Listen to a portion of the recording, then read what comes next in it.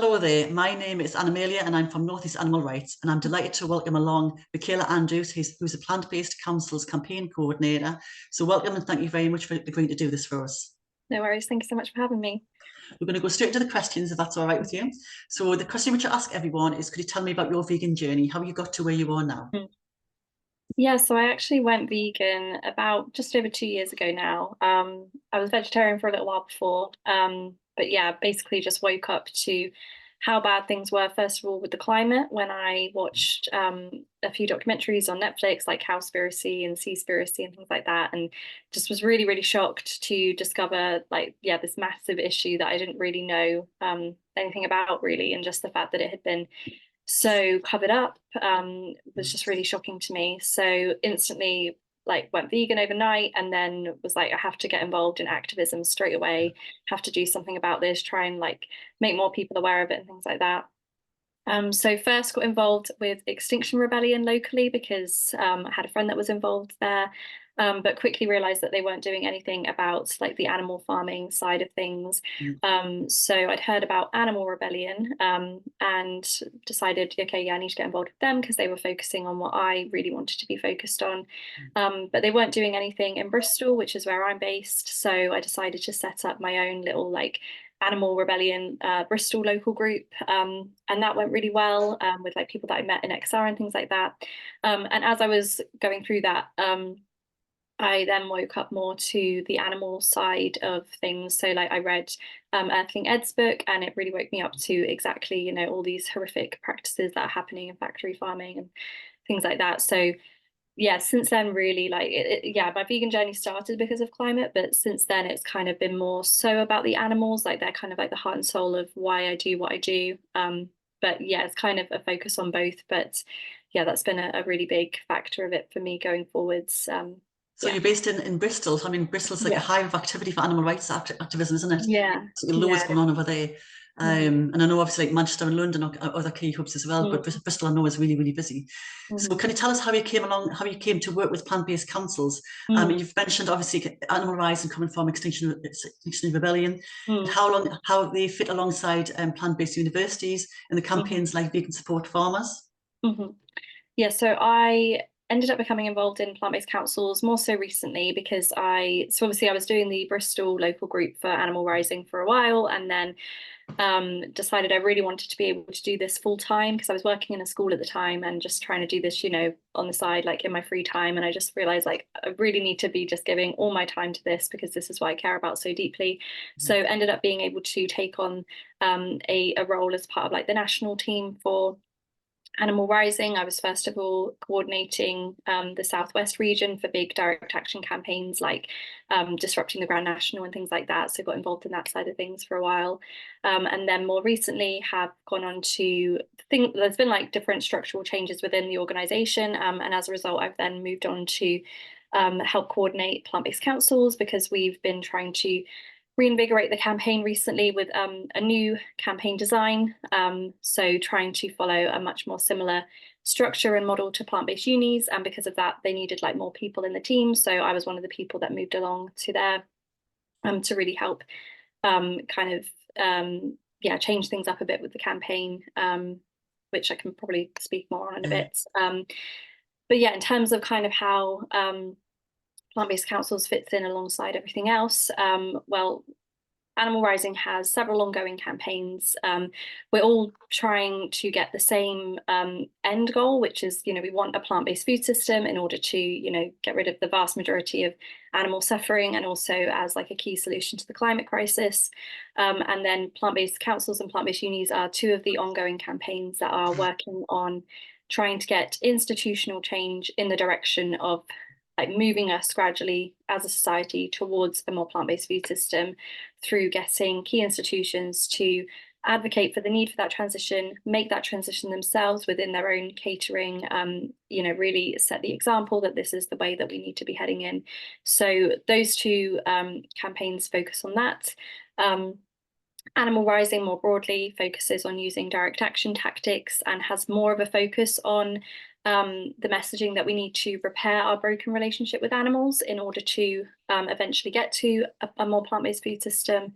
Mm. Um, So yeah, targeting all sorts of different types of animal exploitation really, and kind of showing that it's really the way that we're viewing animals, the way that we are kind of just viewing them as, things to be exploited and used for our own gain is really kind of what is leading us down this path of self-destruction, really. Yeah, it's kind of making that link and using direct action to kind of get that message out there more broadly. And it's kind of all of these things kind of working alongside each other Yeah.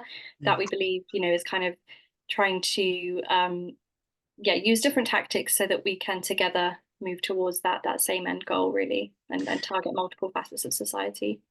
I mean, it's no sort of small task that you're trying to do. Obviously, bring about institutional change, Mm. but you have had some really good successes. So, Mhm. can you talk us through the process of how you get a council to adopt the plant-based council's policy, if you like, from the Mhm. start to when they actually adopt it? And obviously, it's quite a long process.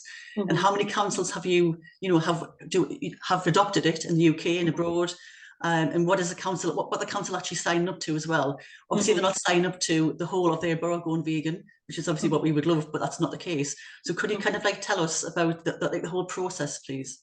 Yeah, so at the moment, we are setting up groups of people around the country to run their own campaigns with their councils. And one of the first things that they will do is identify some key councillors within their council that are supportive or likely to be supportive to what it is that we're asking for.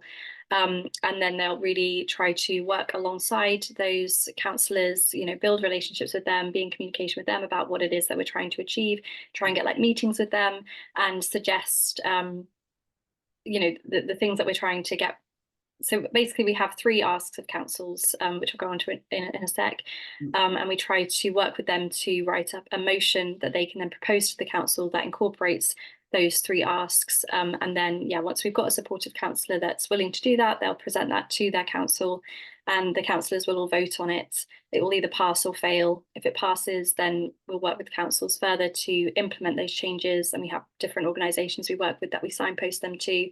And basically what we are trying to achieve is we want councils to firstly shift to 100% plant-based catering in their own internal meetings and events. So really, leading by example, showing that this is the direction that we should be heading in.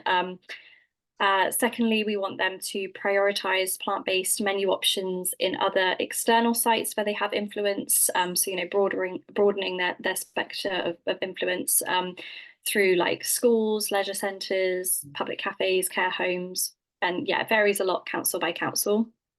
And thirdly, we also want them to proactively promote plant-based eating to residents. So maybe like through like sending out leaflets that, promote the benefits of plant-based food. And we also are working with them to um, remove meat and dairy advertising in any other space where they have influence as well. So like maybe all the bus stop ads or whatever, wherever the council has an influence to do that. So yeah, did that answer all of the Yeah, aspects? yeah, it does. I'm just kind of like, when you were talking there, I was kind of like thinking Mm. how that could work alongside my council. Mhm. We're in South Tyneside. We're I'd say quite a poor a coastal area. Mhm. Um, but actually trying really, really hard. I mean, they adopted an animal protection charter, which we worked on with them for quite a long time. And that came about from another campaign.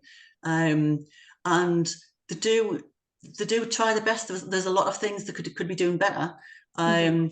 But it's interesting to kind of like see.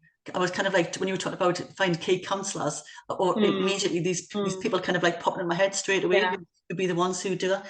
So in terms of successes you've had, so how many councils have you got who've currently signed up to it in the UK? So we've had four councils go to the 100% plant-based catering. Mm, So Cambridge, yeah, Exeter, Oxford City, and Oxford County. mm, And then we've had several other councils also um, takes positive steps in the right direction, not 100% towards that yeah, plant-based, mm, 100% plant-based catering, but we've mm, had a couple that have gone like vegetarian, or mm, they've like brought in more plant-based options and stuff like that. So yeah, positive steps in the right direction, and obviously scope there to still continue yeah. to work with them to get a bit more.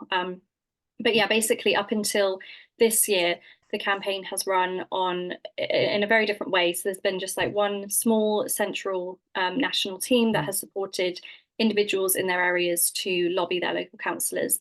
And what we're doing this year is we are elevating the campaign by following a more similar model to plant-based universities, in that we are going and training up groups of people to actually run their own campaigns with their councils. So they're going to have a lot more capacity to be able to work more closely with those councils, put more consistent, pressure on the council, use a broader range of in-person tactics to try and achieve our aims.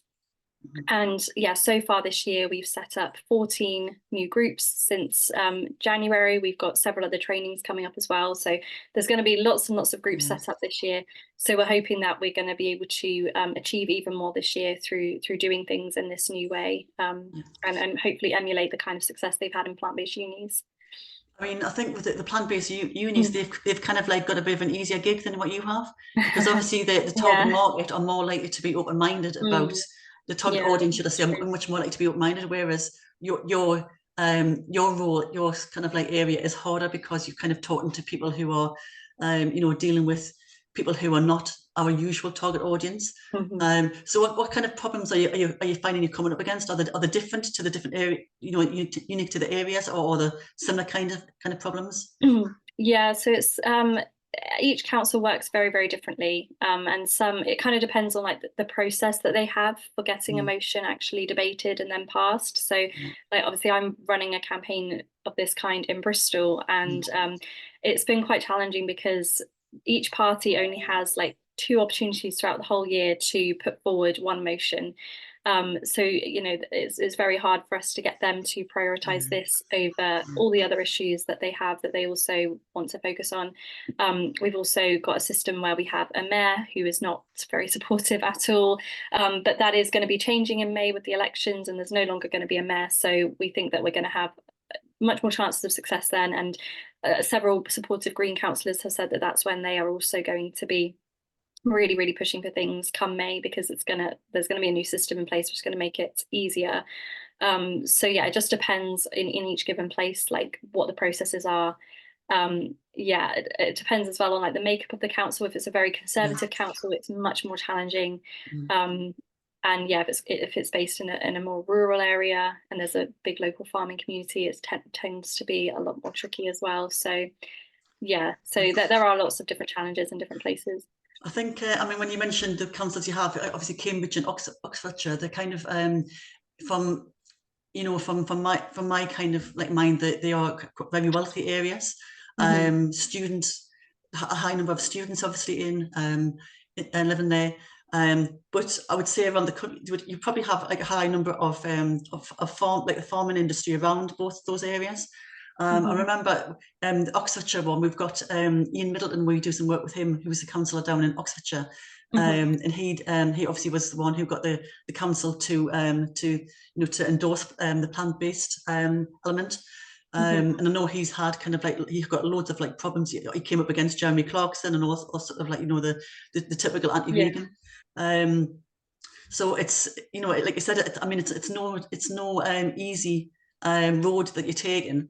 Now, when we did our animal protection charter in South Tyneside, we don't look at just I'm saying just as kind of like is in a singular kind of sense. The food part of it, we look at all of the animals, so kind of like things like pest control, animals and entertainment, because they used to have camels in the parade here. So why do you think that these campaigns are focusing on the plant-based aspect of obviously the wider vegan lifestyle?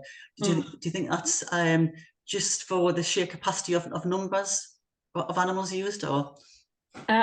Yes, well, I mean, yeah, partly, I mean, obviously it is where the vast majority of animals are suffering, but mainly the reason why we go down this route is because we have found historically that the climate messaging is really what works with these institutions the most.